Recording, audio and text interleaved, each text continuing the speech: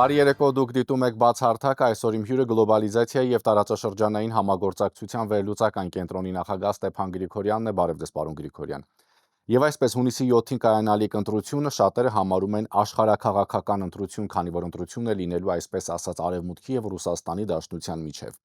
Նախ կխնդրեմ ձեր մեկնաբանությունը այս առնչությամբ եւ ինչպես առհասարակ կգնահատեք ընթացող քարոզարշավը։ Բարև ձեզ, շնորհակալություն հրավերի համար։ Նախ ուզում եմ ասել, իրոք ընտրությունները շատ կարևոր են, պետք չի վախենալ ասել, որ աշխարհ քաղաքական նշանակություն ունի։ Մեկ-մեկ իշխանությունները ասում են, չէ, դա սովորական, հերթական ընտրություններ են, բայց պետք չի վախենալ ասել, միանշանակ կարող եմ ասել, շատ կարևոր ընտրություններ են ոչ միայն Հայաստանի համար։ Ինչ անենք, այդպես ստացվեց։ Հայաստանը հիմա վարում է շատ լավ արտաքին քաղաքականություն, այս իշխանությունները ու բերեց նրան, որ հետաքրքրությունը Հայաստանի նկատմամբ աճեց։ Դա միայն դրական է, ուրեմն պետք չի վախենալ, որ աշխարհը ուշադիր է։ Ես գրեթե ամեն օր իմ ելույթների ժամանակ նշում եմ նոր հոդվածներ, տպված ամենաառաջատար թերթերում աշխարհի ամենաառաջատար վերլուծական կենտրոնների ուսումնասիրությունը Հայաստանի զարգացումների հետ կապված եւ ռեգիոնի շրջանակներում եւ ներքին քաղաքացիական։ Ուրեմն մենք հետաքրքիր ենք աշխարհի, դրական եմ նայում։ Հիմա այո, ընտրություն։ Մարդիկ պետք է հասկանան, որ ինչ ընտրություն են կատարում։ Գիտեք, այս պայքարը ծանր պայքար է գնում, բանավեճեր, իրար վիրավորանքներ եւ այլ, այդ առանձին հետո կքննարկենք, որ ճիշտ չէ ճանապարհով գնալ, բայց թեժ պայքար է գնում ու մարդիկ կարող են մի քիչ խճճվեն, ասեն, այ այս մարդը այս մարդու դեմ խոսած, նա դրա դեմ։ Ես գլխավոր միտքը ասեմ, այս պայքարը ինչի հետ է կապված։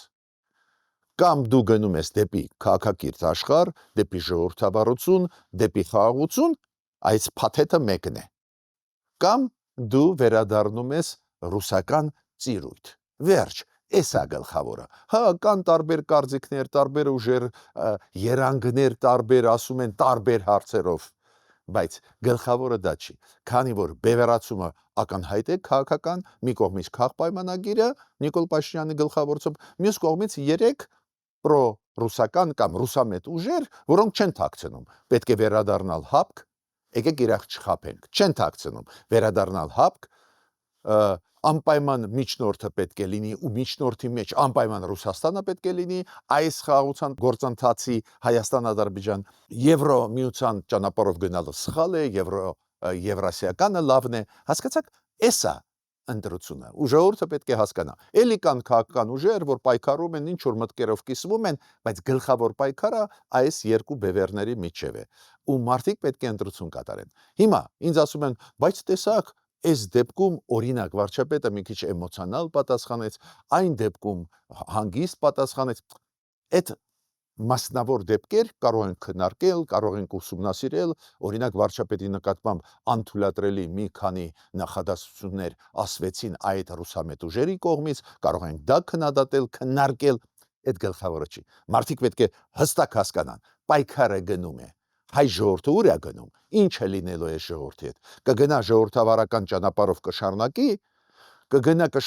խաղաղության process-ը, որը ցավոտ է։ Եկեք չխաբենք։ Ինչ առումով է ցավոտ, այսինքն ինչ, տեսեք, այդ բառը ցավոտ է, արդեն մարդկանց մոտ կարող է ինչ-որ բաներ առաջացնել, հույզեր, ինչ առումով է ցավոտ։ Ցանկացած դելիմիտացիա, դեմարկացիա նույնիսկ ամենալավ հարևանի հետ ցավոտ process է։ Իրար չխաբենք։ Հիմա մի օրինակ ձեզ բերեմ, դասական օրինակը։ Վրաստան, Ադրբեջան։ Հիմա ստորագրեցին կայռագույն պայմանագրեր, հերթական անգամ շարունակում են աշխատել, տրանզիտային երկիր Ադրբեջանը օգնեց, դարձրեց Վրաստանին տրանզիտային երկիր, ռազմավարական հարաբերություններ, բայց գարեջի այդ վանքի հետ կապված պրոբլեմը չի հանվել ու շատ ցավոտ են ընդունում երկու կողմերը։ Ինչ եմ ուզում ասել, նույնիսկ այդ օրինակները որտեղ որ ռազմավարական նշանակություն հարաբերություններ են։ Հիմա էլ ստորագրեցին, որ գազի մատակարարումը Ադրբեջանը Վրաստանին կշարունակի նույն գներով, այդ մեծ աջակցություն է Վրաստանին եւ այլ, բայց դելիմիտացիա դեմարկացիան շատ ցավոտ է գնում։ Ուրեմն պետք է մենք հասկանանք մեկ բան։ կան հարցեր ու դելիմիտացիա դեմարկացիան ցավոտ հարց է, այո, անպայման կշարքվի, անպայման կասեն, այս չեն անում, այն չեն Նոր անում։ զիջումներ, Այո, ձևակերպում քննարկվի։ իբր, ես ճշտում եմ, իբր նոր զիջումներ, բայց նորից այդ օրինակը շատ կարևոր օրինակ է։ Մյուս օրինակը, դուք գիտեք, որ դելիմիտացիան դեմարկացիան ղազախները Ռուսաստանի հետ գրեթե ավարտեցին։ Բայց այնտեղ եկա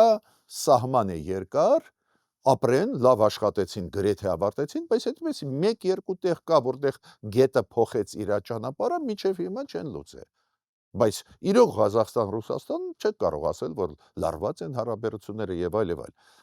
Միտքս ինչու՞մ է։ Դելիմիտացիա դեմարկացիայի հարցերը, այլ հարցերը ցավոտ են, պետք չի վախենալ մարդկանց ասել, բայց հիմա դա չի լուծվում։ Այդ հարցերը կարևոր են, պետք է լուծվեն, դա խաղաղության process-ին կաջակցի եւ բայց հիմա լուծվում է, դու ինչ ես անելու։ Դու կշարունակես կոնֆլիկտը։ Օրինակ, դու այդ ռուսամետ ուժերը ինչ են ասում, եթե մենք ընտրվենք, անպայման Ղարաբաղի հարցը կմցնենք օրակարգի մեջ Ադրբեջանի հետ։ Այսինքն դա նշանակում է նոր կոնֆլիկտ, պարոն Ես չեմ Գրիգորյան։ ասի պատերազմ, ես օրինակ չեմ հավատում, որ հիմա ինչ որ մեկը կուզենա պատերազմ մեր դեմ, բայց դա նշանակում է, որ դու կկանգնացնես այդ բանակցային process-ը։ Այդ process-ը դեպի խաղաղություն կկանգնացնես։ Այ դա հստակ կարող եմ ասել կնշանակի։ Թուրքիայի հետ ինչ որ շարժ կա, Թուրքիան էլ խաղում է, մեծ խաղացող է։ Իրանք էլ տեսնում են իրանց ձեռնտու է մեզ հետ լավացնել հարաբերությունները, բայց էլի բան ուզում են կորզել, չէ՞։ Մերոնք էլ տակտիկական շատ լավ պայքար են մերոնք տանում, տակտիկական, շատ դիրքային պայքար, բանակցություններ, դրական քայլեր ու սպասում են։ Ու այս process-ները այնուամենայնիվ դրական են։ Այս մարդիկ պետք է հասկանան։ Այս որ տուրիստները լցվում են Հայաստան ու մենք ուրախ ենք, պետք է ընդունենք բոլորին, Ռուսաստանից կլինի, Եվրոպայից, Չինաստանից, դա շատ լավ է, դա ինչից է գալիս, որ ինչ որ դրական մթնոլորտ ինֆորմացիոն նաև այդ թվում Հայաստանի շուրջ։ Հասկանում եք, չէ՞։ Տնտեսական զարգացում միանշանակ գնում է։ Այո, մենք պետք է պահանջենք կառավարությունը ավել անի, բայց գնում է, հիմա ճիշտը խոսանք։ Կամ ասենք Դոնալդ Տրամպը, որը հիմա զբաղված է ուշք ու միտքը Իրանի հետ է կապված, իրար հետևից պատվիրակությունները Ամերիկայից գալիս են, մարդիկ պետք է իմանան դրա մասին։ Ուրեմն դուք հասկացաք, ինչի մասին է խոսքը։ Կամ դա պետք է լինի, կամ մյուսը։ Օրինակ, ես ավարտեմ, օրինակ, Արմենիա խմբակցության ղեկավարը ասեց, որ չի հավատում, միտքը դա էր։ Չի հավատում, որ թրիփ այսօրվա իրավիճակում այդ թրիփը կարող է իրականացվի։ Հիմա մեզ ինչա պետք։ Մարդիկ, ովքեր չեն հավատում, որ դա կարելի է անել։ Մարդիկ, օրինակ, այլ ուժեր կան, որոնք ասում են, յատմն գլխավորն է, չի ստացվի դեպի Եվրոմիություն գնալ, ու մեր քաղաքացիները պետք է այդ ընտրությունը կատարեն։ Իրանք ընտրում են այն մարդկանց, ով հավատում է, թե ով ոչ մի բանի չի հավատում, ու ասում է պետք է նորից մտնես Ռուսաստանի տակ։ Այսինքն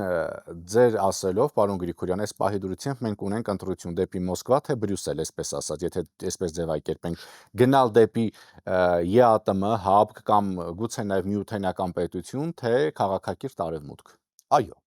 ընտրությունները շատ հստակ է։ Այո, անցումային փուլն էլ բարդ կլինի, քանի որ տեսակ Ռուսաստանը ինչ ասում, չէ, մենք ժամանակ ձեզ չենք տալիս։ Այ 28-ին մայիսի կլինի գագաթնաժողով, թող Նիկոլ Փաշինյանը գա ու այնտեղ ասի, Եվրոմիությունն է գնում թե ԵԱՏՄ-ն, ինչա արհեստական օրակարգ։ Դե Ռուսաստանի նախագահը հենց ինքն էլ առաջարկեց, չէ, որ պետք է հանրաքվեով հայ ժողովուրդը որոշի ԵՄ թե ԵԱՏՄ։ Թող ինքը չորոշի հայ ժողովրդի փոխարեն, մենք կորոշենք, բայց իրանք ինչի են անում։ Դա արհեստական օրակարգ է։ Հայաստանը դեր ի պաշտոնե դիմում չի ուղարկի Եվրոմիության։ Այս արհեստական օրակարգերով ուզում են շփոթացնել մեր հասարակությունը։ Դժբախտաբար ներսում էլ կան ապակայունացնող դեմքեր, առանձին դեպքեր, առանձին ուժեր, չեմ ուզում իրանցով զբաղվել, իրանցով պետք է զբաղվի մեր ԱԱՑ-ն, մեր պատկան մարմինները, բայց միտքս ինչու՞մ է։ Մարդիկ պետք է հասկանան, այս կարծես թե խառնաշփոթ վիճակ, ոչ մի խառնաշփոթություն չկա։ Այս առանքից այդ ֆոնը հանում ես, մնում է սա, կամ դու գնում ես դեպի քաղաքակիրթ աշխարհ, կամ վերադառնում ես Ռուսաստանի ծիրի տակ, ասելով Ռուսաստան, դու նվիրեցիր Ղարաբաղը Ադրբեջանին, մենք մարսեցինք։ Այս զայա ընտրությունը, հասկացաք։ Պարոն Գրիգորյան, դուք շատ այսպեսի մի հետաքրքիր միտք արտահայտեցիք, որ դու նվիրեցիր Ղարաբաղը Ադրբեջանին, մենք դա մարսեցինք, այսինքն հիմա ուզում եք ասել, որ այդ երեք ուժերը, այսպես ասած, ներում են Ռուսաստանին այդ գործընթացը, որ նա Ղարաբաղը նվիրեց Ադրբեջանին։ Ես կասեմ այդպես, ես չգիտեմ, իրանք համարում են, որ Ռուսաստանը նվիրեց, թե ոչ, ինչքան հասկանում են, իրանք ուզում են պատասխանատվությունը գցել Նիկոլ Փաշինյանի վրա։ Իրանց կարծիքը թող իրանք հստակ ասեն, բայց երբ որ իրանք ասում են, որ պետք է հապկի հետ կապված, պետք է վերականգնենք հարաբերությունները տարբեր իրանց դեմքերից, ես դա լսում եմ, կամ երբ որ իրանք ասում են Փաշինյանը վատ էր աշխատում Ռուսաստանի հետ, ակնարկը ինչու՞մ է, եթե իրանք լինեն, լավ կաշխատեն, Ռուսաստանը կաջակցի։ Բայց Փաշինյանը միշտ ուզում է Ռուսաստանի հետ աշխատել ու ես այն փորձագետներից եմ, որը լսել եմ իրենից եւ փակ քննարկումների ժամանակ եւ բաց քննարկումների։ Ինքը միշտ ուզում է այդ Ռուսաստանի քաղաքականությունն է։ Մեզանից կախված չի, ով էլ լինել Հայաստանում, Ռուսաստանը մեր դեմ է։ Հիմա ինչու՞ էստեղ վտանգը գլխավոր։ Գլխավոր վտանգը նա է, եթե դու ասում ես Ռուսաստան, մենք կուլ տվեցինք, որ դու մեզ չաջակցեցիր։ Այդ փաստ է, չէ, որ Ռուսաստանը չաջակցեց, չպաշտպանեց Ղարաբաղի հայերի իրավունքները, չպաշտպանեց մեզ, երբ որ հարձակվեցին մեզ վրա։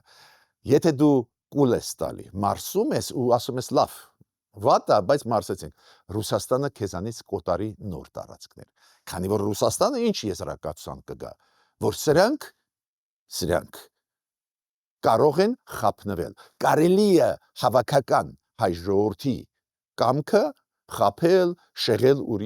ուրիշ ուղղությամբ։ Դա է պատճառը, որ ես ասում եմ, հիմա մեծ ընտրություն է կատարվում։ Քաղաքակրթական,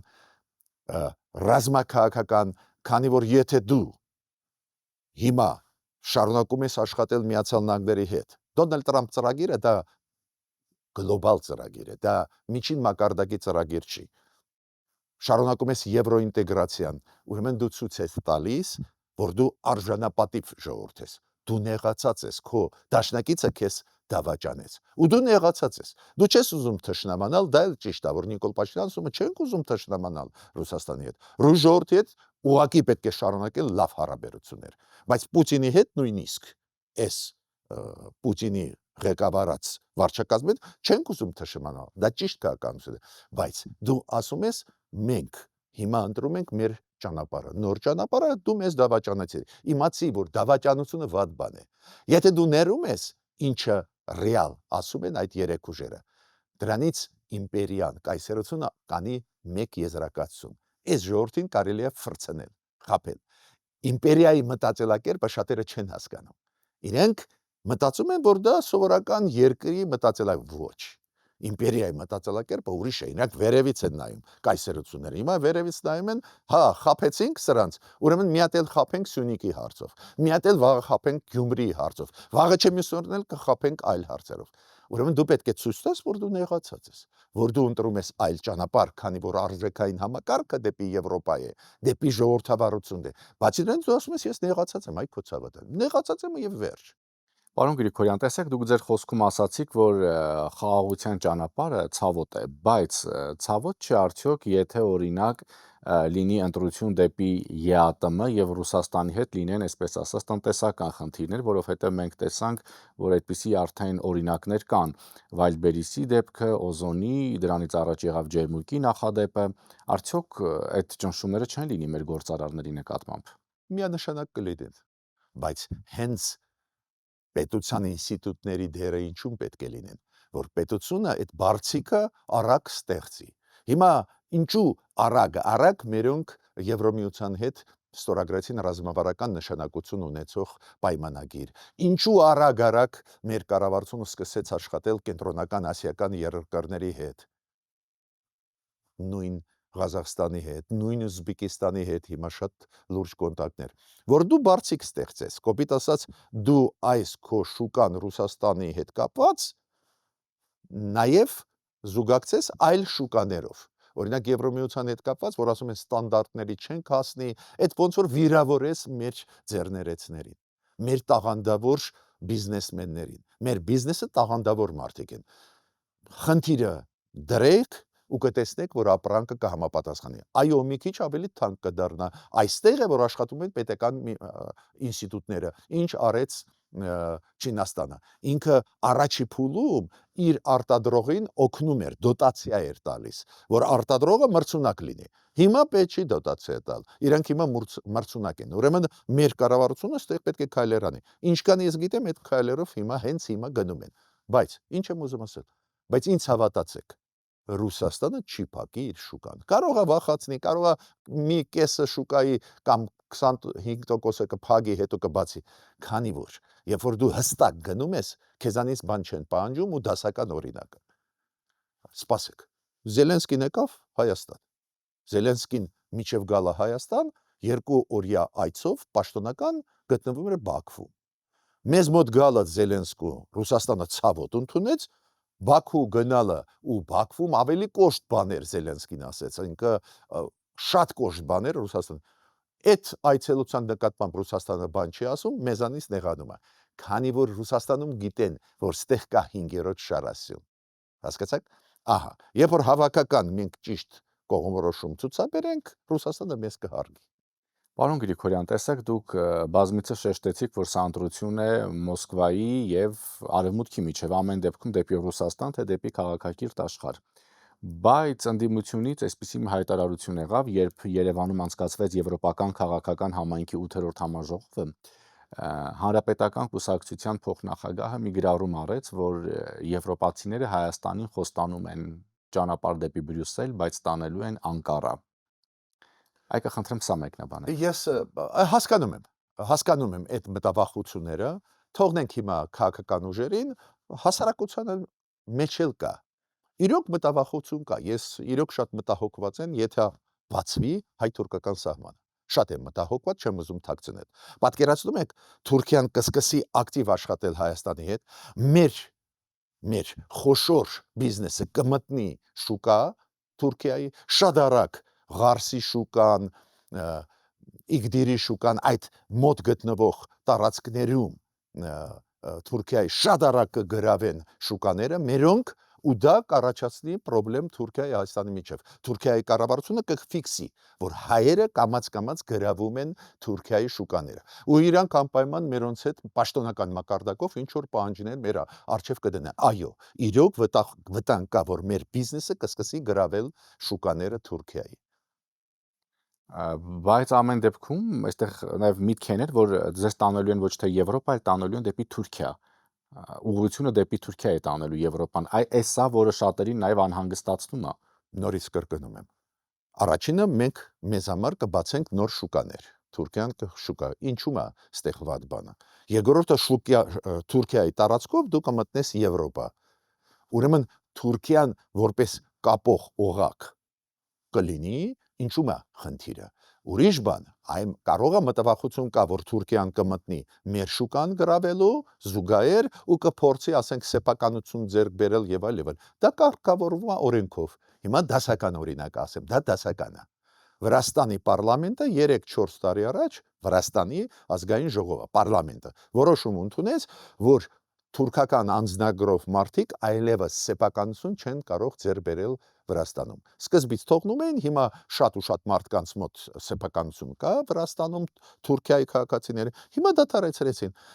Դրա համար մեխանիզմներ կան, պետք չի խոճապի մեջ գցել մարդկանց։ Ուրեմն Թուրքիայի միջոցով էլ Եվրոպայի հետ պետք է աշխատենք։ Հիշում եք, մենք կապում էինք Վրաստանի միջոցով աշխատանք, Վրաստանը ասոցիացիայի անդամ է, հիմա էլ կարող ենք աշխատել, ուղղակի դուք գիտեք, քաղաքական խնդիրներ կան Վրաստան Եվրոմիություն։ Ուրեմն Թուրքիայի միջոցով մտնելը անհրաժեշտ է։ Ու այն, որ ասում է Եվրոպան, դրա մեջ ես ոչ մի վտանգ չեմ տեսնում։ Բայց նորից կրկնում եմ, դրա համար կան պետական ինստիտուտներ։ Օրինակ, մարդիկ ճիշտ են ասում, լավ, մենք գրավում ենք ինչ որ շուկաներ, բայց իրանք էլ չէ, կգան լոլիկը կծախեն, այդ ժողովրդի լեզվով ասեմ, լոլիկ կծախեն, գները կիչացնեն, ինչի համար է պետական ինստիտուտները։ Դոտացիա տալիս են իր արտադրողին, գյուղ արտադրողին, որ ինքը մրցունակ լինի առաջի փուլում։ Երկրորդ փուլից մերոնք առաջ կանցնեն։ Եվ ամփոփելով մեր զրույցը, նորից հիշեցնենք, որ հունիսի 7-ին կայանալիք ընտրությունները շատ կարևոր են եւ աշխարհակաղակական նշանակություն ունեն։ Այո, շատ մեծ դեր են խաղում, ուղղակի ես վերջի միտքը ուզում եմ ասել, ամեն ինչ բոլորը պետք է անեն, որ շատ չշիկանա իրավիճակը։ Ոչ մի բռնություն, ոչ մի ուժ նորմալ ընտրությունները կանցնեն, բայց պատասխանատվությունը բոլորի վրա է։ Եվ իշխող ուժի, եւ ընդդիմադիր գլխավոր խաղացողների։ Պատասխանատվությունը շատ կարեւոր է։ Ժողովուրդը թող ընտրությունը կատարի, այն որ չեն լինի կոպիտ խախտումներ կասկածես չունեն, այդ ինստիտուտները կայացան մեզ մոտ, բայց ընտրատարածքներից դուրս շիկացած իրավիճակը լավ բան չի։ Ուրեմն բոլորը, նաև բարապաշարի հետ կապված բոլորը պետք է